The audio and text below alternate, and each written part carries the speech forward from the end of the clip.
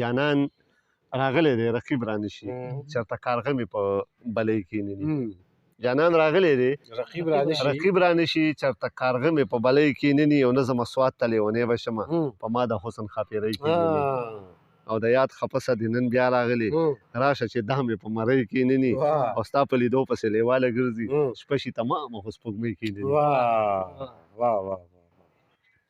چې سپرلی راشي او د ګل موسم شي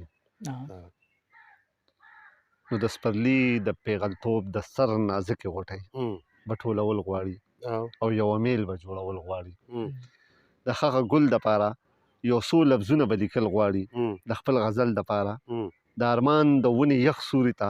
کوم چې بېلتونو سپلمبو نیولې په مازدیګر کې کېناستل غواړي هغه چې اوس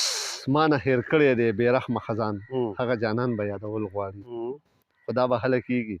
چې سپرلی راشي او جانان راولي